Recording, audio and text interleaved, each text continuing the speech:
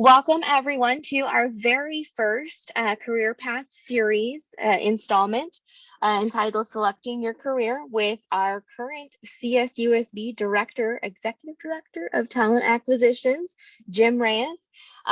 Just to let everyone know, we are recording and this will be available for use later on YouTube if you need to, but I'm going to turn it over to Jim and let him fill us in on all that excellent information that he has. Well, thank you, Kirsten, and good afternoon, everyone. I appreciate everyone who's taking the time to join. I know that everyone is looking forward to starting their weekend, and I'll do my best to make this presentation a good use of your time. So let's start with a few housekeeping items. If you could please mute yourself during the presentation to eliminate any background noise. Secondly, your active participation is strongly encouraged. Please ask questions along the way. Others in the audience might have a similar question, and this could prompt a good topic to explore further. In the development of this presentation, I purposely left enough time for questions and answers, so don't feel that you're going to infringe on any time there. Besides that, you don't want to hear me drone on and on for an hour, neither do I. So please ask away, and so that we can make it as valuable of a presentation to your situation directly. So as Kristen mentioned, I'm Jim Reyes, and I'm here to provide some guidance on how to identify and track towards your ideal career. During our time, I will provide some practical steps to help you on your journey. I will also dispel a few of the biggest myths regarding finding your ideal career. I do want to be clear that I will not identify your career for you, but rather provide the tools you need to arrive at what makes the most sense for you. Some of the areas that we're going to cover include, my background and my story, starting with the end in mind.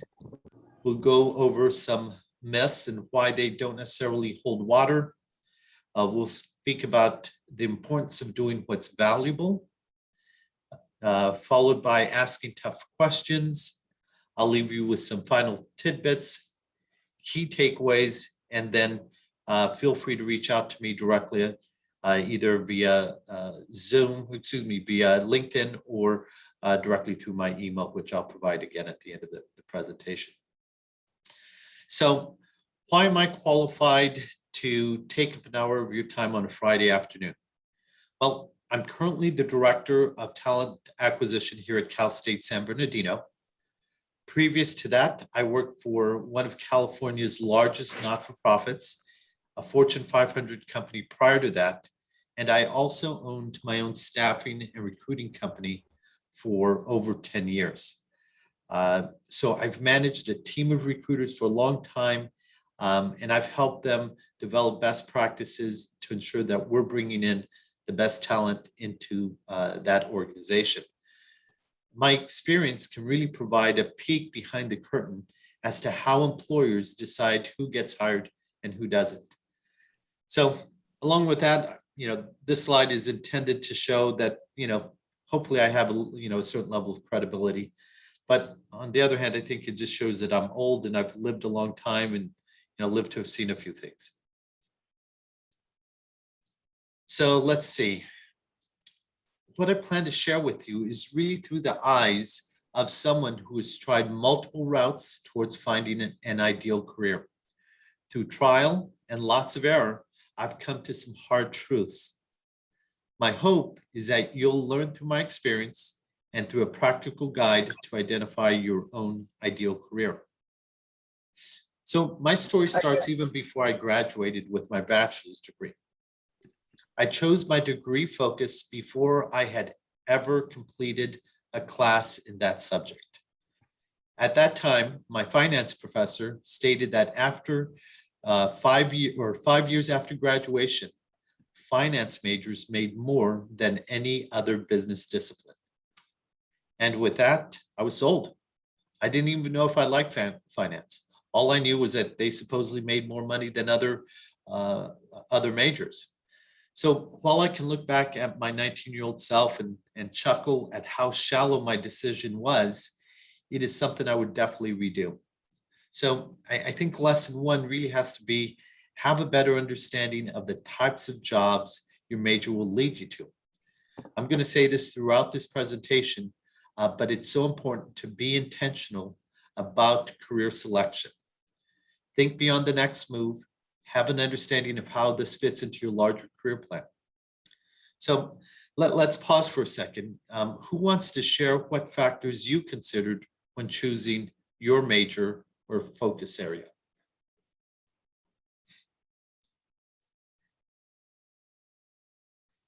Erica?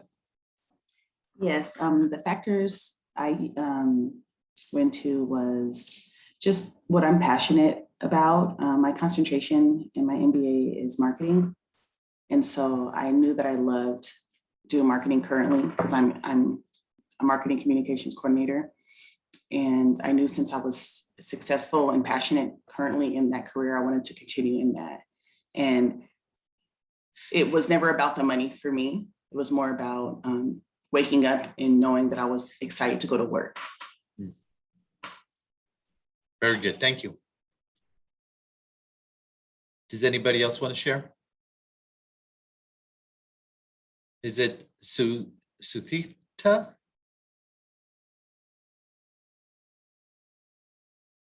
No. All right, well, let's keep moving. So next, as a first generation college student, no one told me the value of having an internship or part-time job in the career field you seek to graduate in. I paid for my college through a part-time job as a dishwasher. It was flexible enough to work around my class schedule, and that was all I really considered.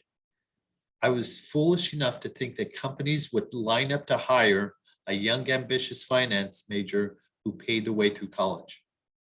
Well, it was a humbling experience to still be washing dishes 6 months after having earned a bachelor's degree in business finance. So let's pause again. And how many of you have been told how important it is to have an internship or work experience in your chosen career field before you graduate? Erica, jump on in. Yes. So before I finished my bachelor's degree at Cal State, I joined an internship for public affairs at the Cucamonga Valley Water District. And it gave me an array of experiences, lots of skills. And I wouldn't have gotten my initial first position in marketing had I not had that internship. And the woman who interviewed me actually went to one of our events. So it was crazy. I had met her before. So it just showed me that, of course, having an internship is really invaluable, but also the connections and the networking that's provided to you through that is invaluable as well. Well said. It is so critical. Who else has been told how important it is to have that internship or work experience prior to your graduation?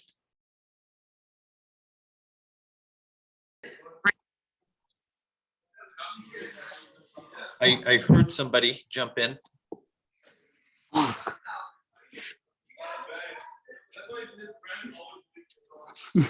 Go ahead and unmute yourself, Rudy, if you want to jump in there. Sure. So I could attest to that also about having heard that it's always a good idea to get an internship first. I did some internships before I graduated with my bachelor's, and then that led to a career which has been really fruitful for the last 20 years. Very, very good. It really can't be overstated how important it is to have that real world experience. And again, for me, I thought the world was going to be a path to my door to hire me. And again, washing dishes 6 months later was incredibly humbling. But I speak to this point to everybody that I can get in front of, because I see the difference that it makes. In my current role as the director of talent acquisition, I see a lot of the resumes that come in, and I got to tell you, it breaks my heart when I see a CSUSB alum apply for a position internally at the university, yet they're still working the job that they had during the time they were going to school. They're certainly behind the 8 ball and kind of fighting an uphill battle when they're compared to other applicants who do have that part-time experience or internship. So again, that's a super important piece that I hope you guys will take from this. Another area that I would redo is that during my time as an undergraduate, I did not invest in building a network within my student peers. Instead of building relationships that would help me, as far as my career down the line, I focused all my effort on studying and working. So, really the third lesson is get to know your classmates and professors. One of the people that I would, really highlight is Ernie Silvers, who oversees the MBA program. He is such a wonderful resource and has a lot of connections out in the business world. And you'll often see him on LinkedIn sharing those opportunities. But again, looking at either your student peers or your professors as a resource is something that's so underutilized. Again, a lot of times they're keeping in contact with others who have already graduated before you. And these are the relationships that he can leverage to help get you an audience or interview for that company. So please don't overlook this as well. So I wound up having to move out of state, and this brought me to Southern California. I began as a hard-charging management trainee, willing to invest heavily in my career.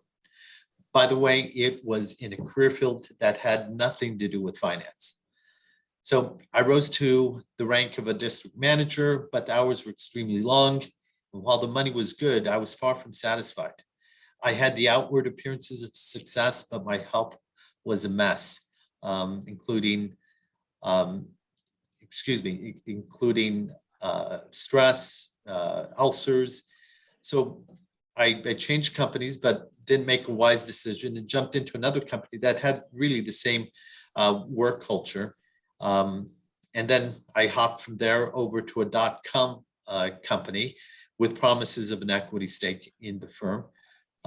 This turned out to be a false promise, and I left and wound up starting my own staffing and recruiting firm. I owned that for over 10 years. And as a business owner, I learned that you live and die by the success of your company. You need to have nerves of steel and have a huge level of risk tolerance and be willing to work around the clock to ensure the success of your firm. I eventually sold it because I found that the toll it took on my time and my relationships just wasn't worth it. So after selling it, I worked for a Fortune 500 company and then one of California's largest nonprofits. So I say all that to point to there was a common thread, and that common thread was I didn't have a clear career path.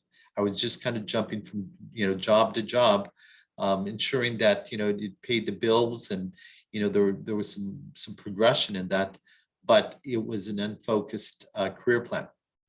So I'm sorry. I think it was an accident. Please Okay. continue. So lesson 4 is really the lack of a career plan had me spend more time in certain jobs than I would have. And I sincerely believe if I had developed a strategic career plan, I would have reached certain career milestones early in my career. So let's talk about career selection and the demands and focus it needs. So I just spoke about not jumping from job to job in order to pay the bills, but it's really important to define what you want and create a plan to get there. This is best done before you are at a crossroads and you need to find that next job. Some of the questions you need to ask are, do you need a certification to advance? Additionally, you should be asking yourself about what evolving skills do you anticipate needing in the next 3 to 5 years. So I would also speak about having realistic expectations about what you're looking for. Every job has what I call a stink factor to it. No job is perfect, and there's going to be highs and lows on it, and you really have to put things in perspective as far as, is this in the right industry? Is this in something that provides overall fulfillment for me? Because I've often seen people leave really great situations in search of a perfect situation, and again, that's something that really isn't out there. The other thing I would mention is today's job requires that you have multiple skill sets.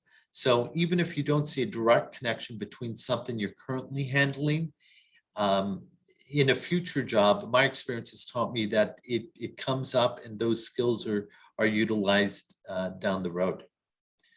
I also wanted to point to this illustration here.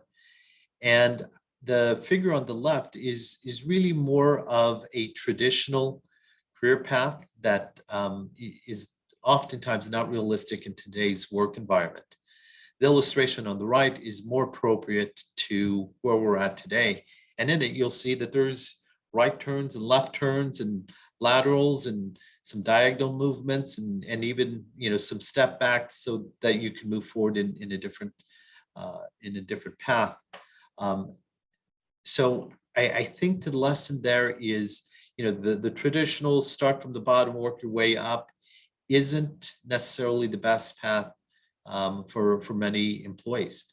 The lesson that I would, share with you is it's okay to try different career paths, especially early in your career, but realize that it becomes more difficult the further down the road you get, because if you've been in a certain job field for several years and you've received a few promotions, if you decide that's just not for you, and again, you're already 10 years in, you're probably going to have to go into a career path that you're starting out closer to the bottom, and financially you might have to take a step back.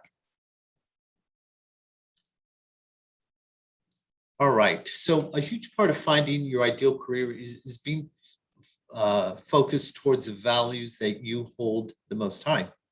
So let's start with lifestyle. What type of lifestyle do you seek? Keep in mind that every career has unique lifestyle associated with it. Many teachers have a great work-life balance, but realistically, you're rarely going to meet a rich teacher unless they kind of have some other things going on. The flip side of that is lawyers make great money, but they also work incredibly long hours. CPAs are kind of in the same boat. So let's take a pause again and unpack that a bit. Imagine your career 10 years from now, or even 20. What type of work and lifestyle will you be hoping to enjoy? All right, talk to me, Erica. Good. So I actually think back to a conversation me and Kirsten had during my interview for MBA, and we spoke about having children and how one of the challenges pursuing your MBA will be trying to find that work-life balance. And I kind of, resonate with you, Jim, in your history, your job history, because I've kind of bounced from job to job, and I've had the jobs where they were very demanding and I didn't spend a lot of time with my child and my husband.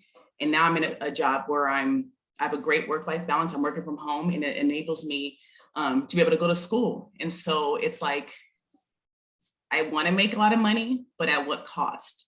Right. And so I'm 35 right now. I'm proud to say that a lot of people don't share their age, but I'm going to share it because I made it this far. But, in this time in my life, I'd rather spend time with my family, because as we see with the pandemic, life is short. So. Yep. Great response. I mean, that's, you touch on a few points that I'll speak to in a few minutes, but, I think that I'm older than 35 by a little bit. I was just telling Kirsten and to Lauren that I was recently referred to as the cool old dude in class, which just for your reference, all I heard was old dude. So anyway, but having been around the block for a little while, one of the things that you learn, I think, with age is just that there's different stages in your life. And there's times that you can go all in your career. And then there's other times where there's other priorities. So there's no right or wrong answer. And even the answer that you make today doesn't lock you into that answer for the rest of your life. You can kind of change gears and ramp up and adjust accordingly. Who else wants to share what their ideal career would look like 10 or 20 years from now? I don't know about 10 or 20 years from now, but for me, from 10 years in the past, I thought I was going to be corporate HR, going to law school in a couple years, with a law degree. And I realized that I didn't want that. I wanted to have some semblance of an outside life. I wanted to have a family. I wanted to be able to go on vacations. I wanted to be able to have responsibility, but in a job that gave me satisfaction at the same time. And so I luckily stumbled upon the career that I'm in now. And it's not just a job, because everything I had before was just a job. And now I'm in a career that I'm passionate about. And it makes it so much easier to, if it's necessary, work those long hours because you're satisfied with the work that you're doing. But then you know that if you need the ability to change later on, you can in the field that you're wanting. Perfect. Thank you, Kirsten. Don't make me call on you guys. Come on. Somebody else jump in. I could say that I did the opposite spectrum. I can't really think 20, 30 years from now because I'm really just thinking 10, 15 years from now. But up until now, I'd worked in the visual effects of the movie industry, and I really sacrificed everything for it. Like whatever was required. If I had to move to another country for a couple of years, I'd do that. If I had to work, 12 plus hours, I would do that. And then at one point, between my daughter being 1 and 2, I think I only saw her for 6 months that year. And that's when I realized that it was time to make a change. So, the truth is even if you start off thinking that the most important thing is chasing the money and chasing the high profile stuff, at some point your priorities may change. And that's what happened to me. And that's actually why I'm going back to school, because I want to fortify these opportunities which allow for a better work-life balance.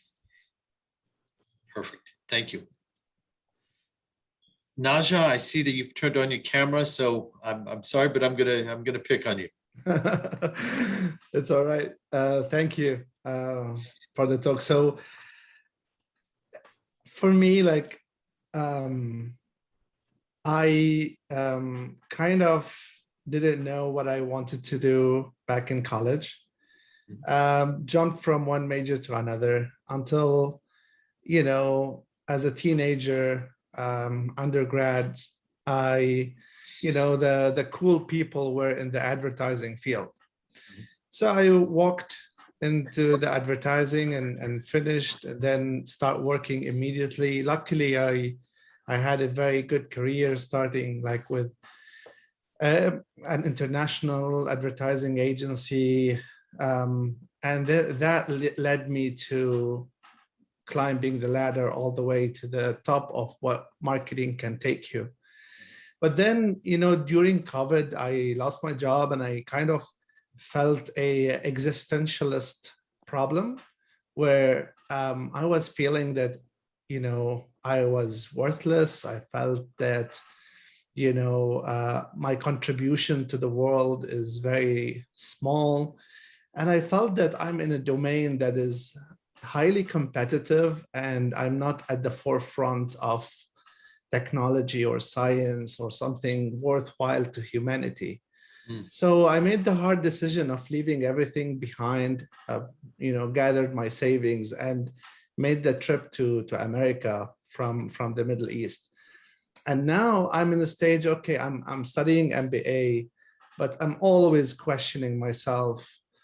Am I in the right place? What concentration should I do? Cybersecurity is hot, but I have no clue about cybersecurity. All my 15 years were in marketing. So would you recommend that I would make a change of career at this late stage? Or would you say, do what you do best and then focus on that and get specialized? And this is the dilemma that I live with like almost every day. Well, I think I would need more information, but it seems like you've somewhat answered that question. It sounds like advertising, you know, you weren't completely happy with. You've done some like introspective work as far as, are you contributing? And I think those are some really important questions that we should all be asking ourselves. But it seems like that wasn't bringing you the personal fulfillment that I think you're seeking. I think as we kind of continue on with the presentation, it'll actually address some of those issues, and I'd be happy to, maybe speak to you offline, and we can go a little bit deeper, and we can, go from there. But excellent points, and I applaud your bravery in doing the hard work of really looking into yourself and finding out, is this who I want to be? Because there's different points in your life where we really should be doing things. The career choice we made in our 20s, for whatever reasons, factors change, we evolve. And I think it's important to kind of reevaluate along the way.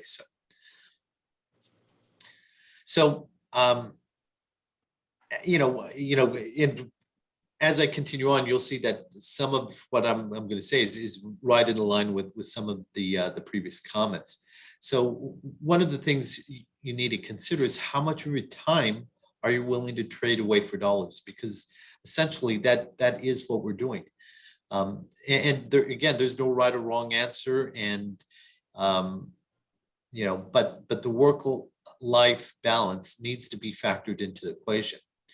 I would propose that the bigger question is, which career selection will provide me with a high level of career satisfaction while providing an acceptable work-life balance, all the while supporting me at an acceptable financial level.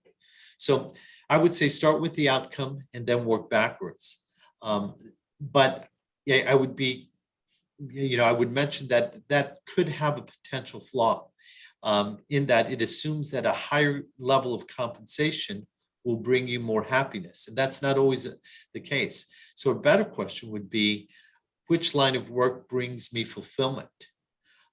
We would all like to have the mansion on the hill with a 5-car garage, but will you be miserable about the trade-offs you've had to make in order to get there? And will you now put yourself in a position where you have to continue to work those crazy hours in order to maintain the appearance of success? And then the flip side is there's those that are seeking a job that's really going to allow them to maximize the time available for family, friends, and hobbies. So as mentioned, there's no right or wrong answer, and you're not locked into your answer forever. Again, I want to emphasize that you're making the best choice in the moment, in where you are in this season of your life. And as your life changes, you can reevaluate and make a different decision based on new variables. One of the lessons I learned the hard way was that I was buying things to impress other people. During the time when I owned a recruiting company, we had several record years. I was able to justify the need for an exotic car. And quite honestly, times were good and the money was coming in. So I chose to buy an 8 Series BMW. And I think I have a picture of it there, which I love the car. It looked like it was going 100 miles an hour when it was standing still.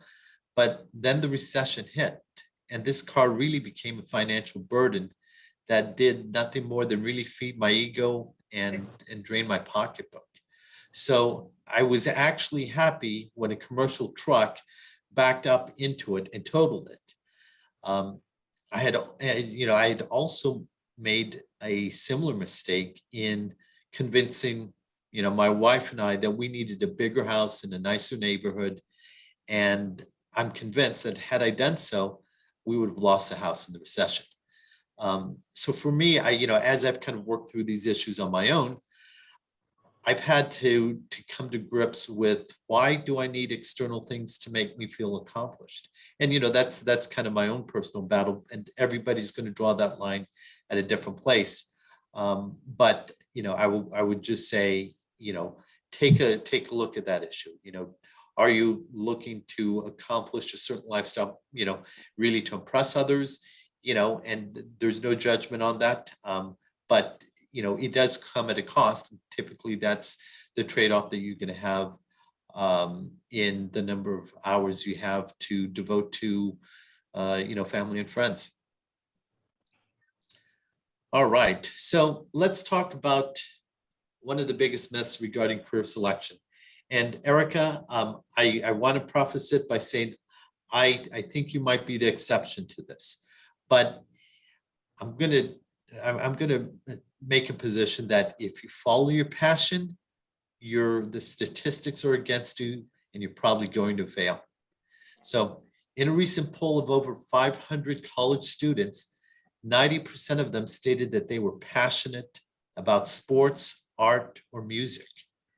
And then when we look at the census data, you can see that only 3% of jobs are in those categories. One of the other reasons this is not a great advice for the masses is because passion changes over time. So here you can see in the diagram, again, 90% of people are passionate about these three areas. There's only 3% of the jobs are in those areas. So you can see there's just going to be a high failure rate. So doing maybe another quick exercise, let's collectively think back and share what you were passionate about 5 years ago. And then I would follow that up with, are you still as passionate about it now as you are then? Maria, I see your camera on, so Maria Gomez, I'm going to pick on you. No, I definitely have changed. To my younger self, I used to like a lot of video games and reading. So now being in the MBA program and changing halfway through, definitely a change a lot. Absolutely. Thank you. Denise Lopez.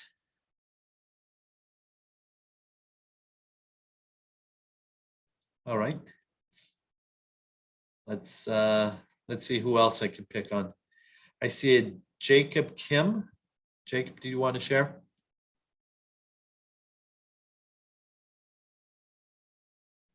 I think I hear a lot of people saying, "Oh, please don't call on me." Yeah, I'm an undergraduate student, so I've started taking some internships, I guess you would call it. I'm about to start working as an EMT.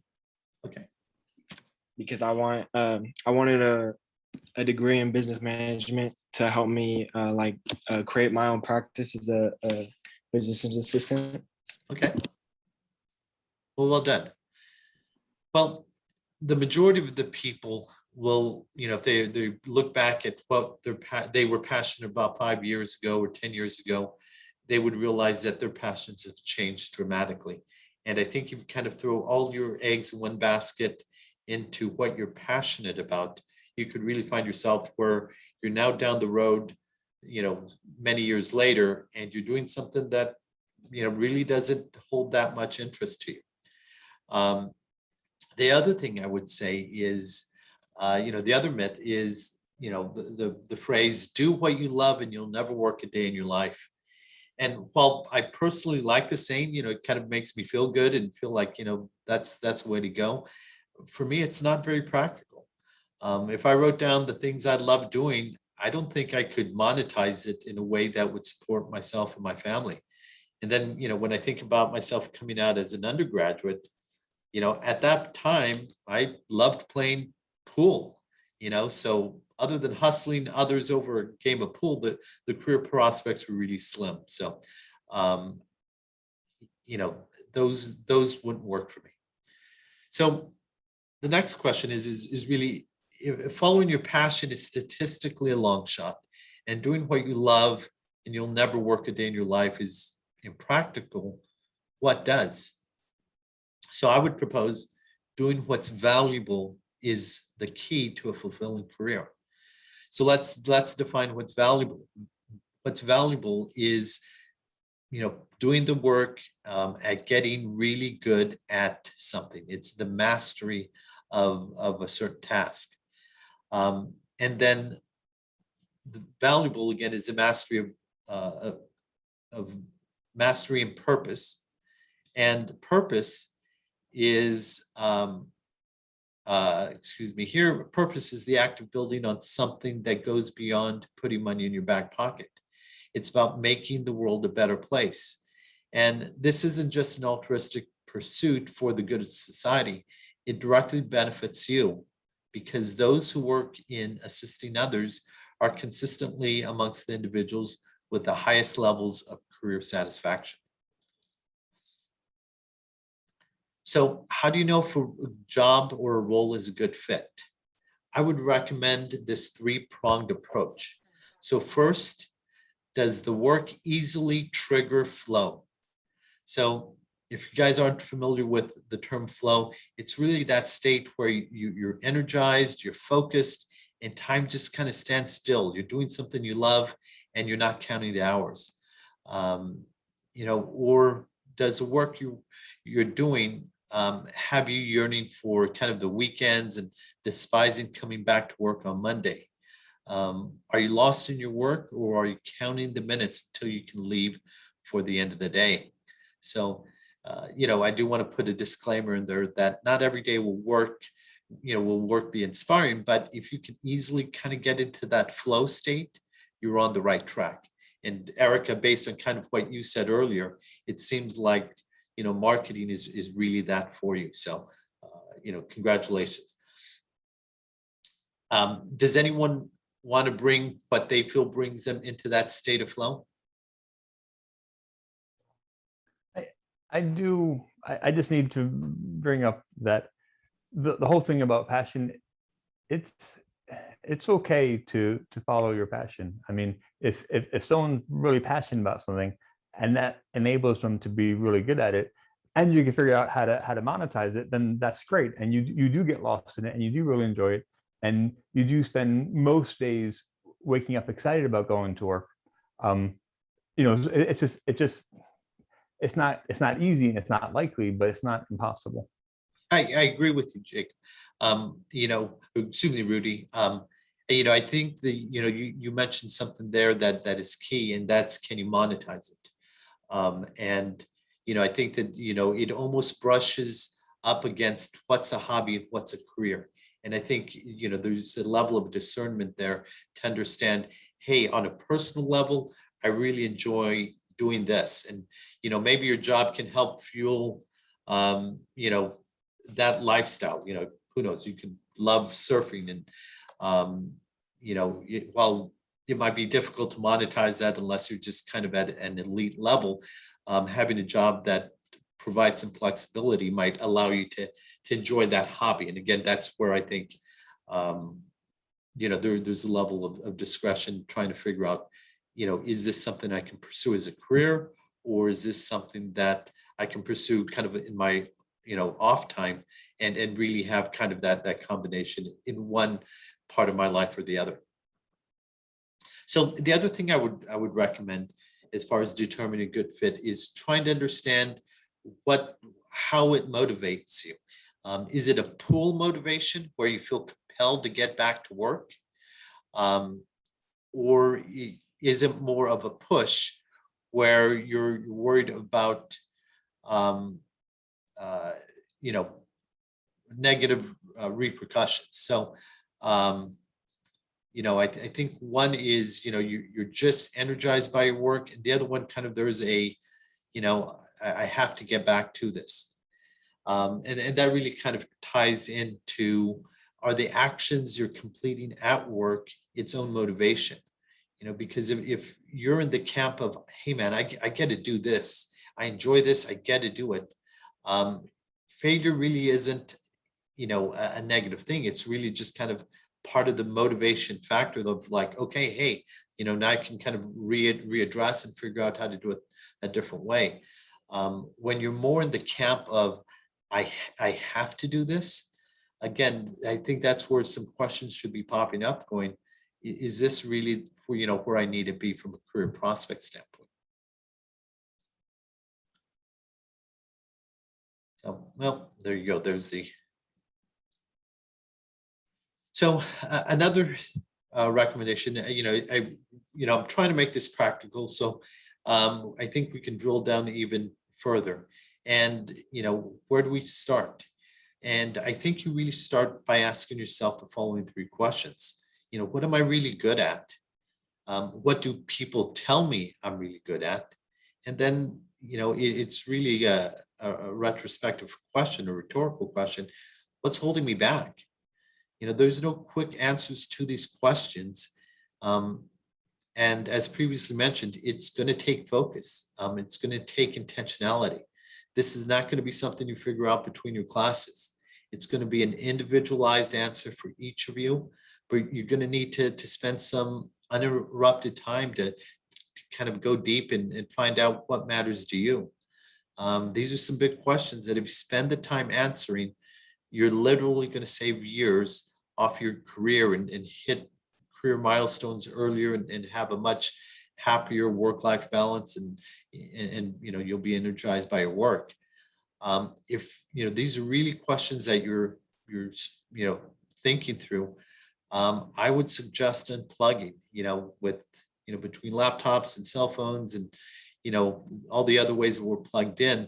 It's tough to kind of have that deep thought, deep work that is necessary. So I'd recommend splurge on yourself, rent a hotel room in the by the beach or in the mountains, leave the laptop and phone in the car, and just work off a legal pad and really spend some time asking yourself these questions, as far as what fulfills you and what you do well.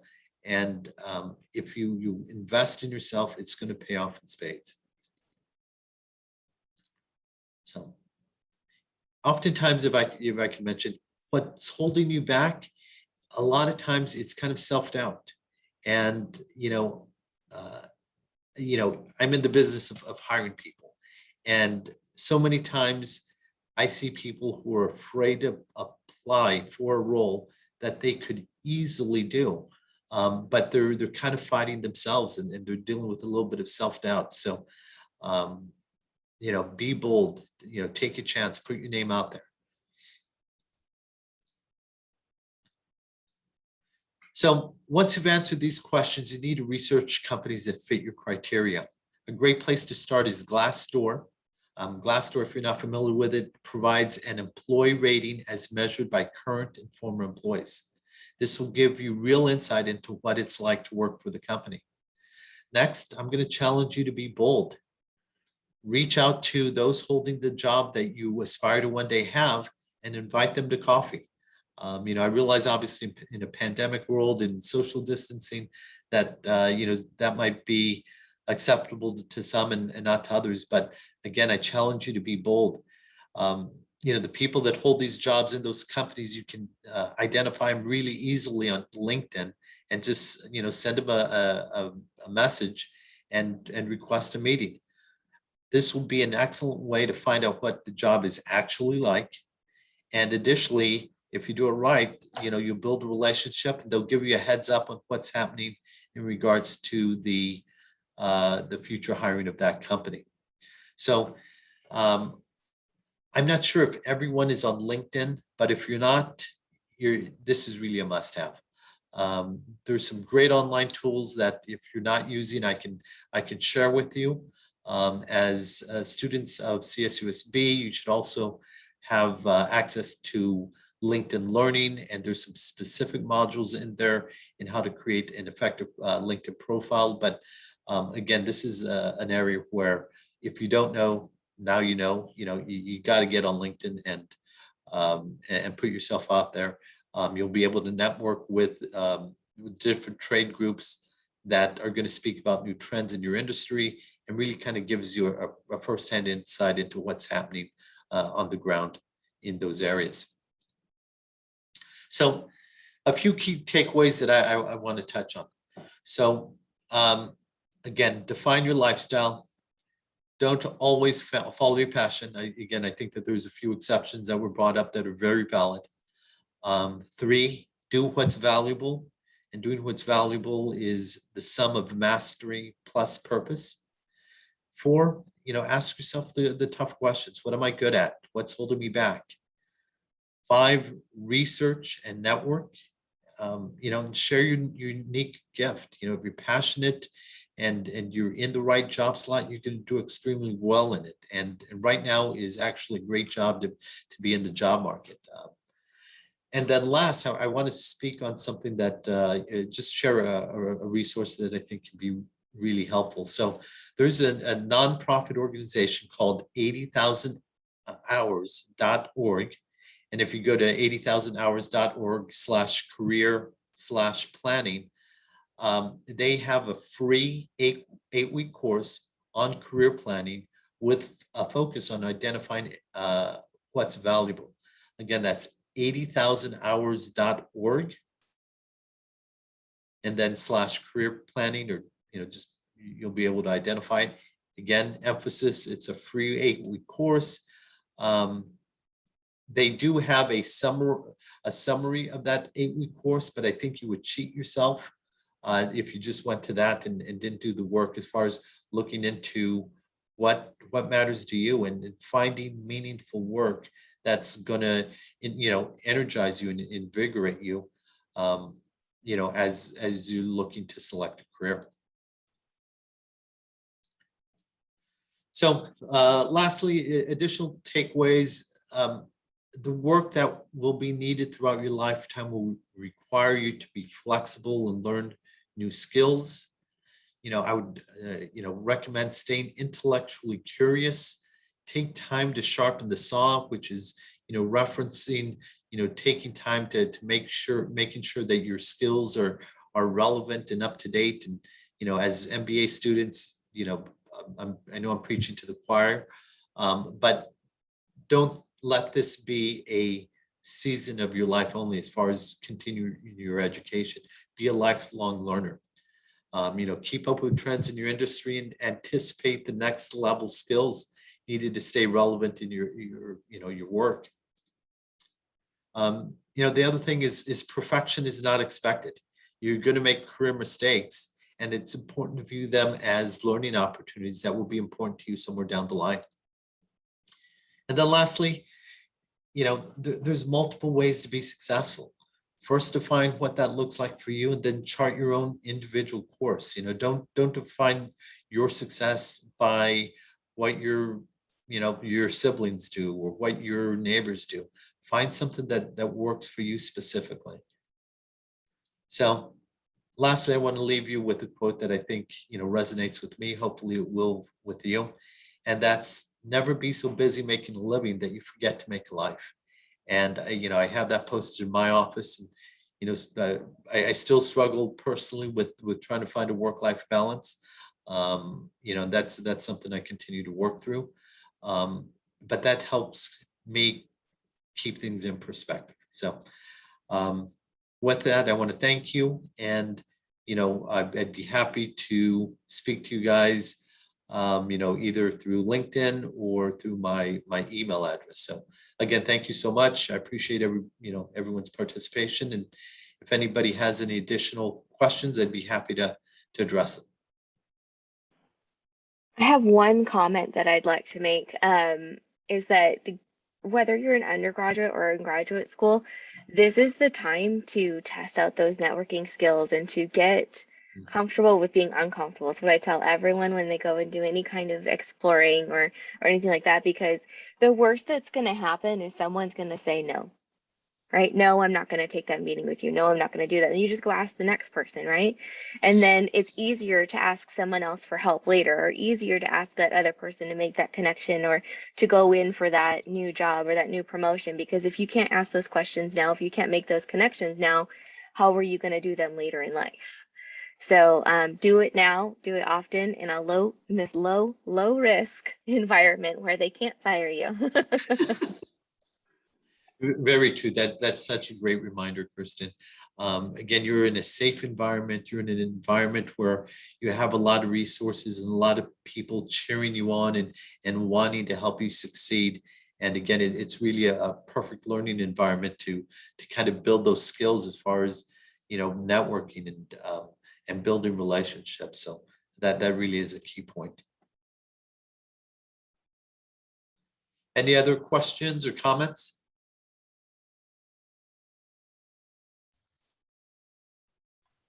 No one else?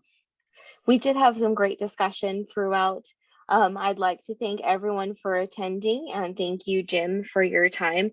This was excellent. Anyone that came in late or had to leave a little bit early, we will be posting this on YouTube so that you can view it, and maybe take advantage of some of the things that Jim has said again.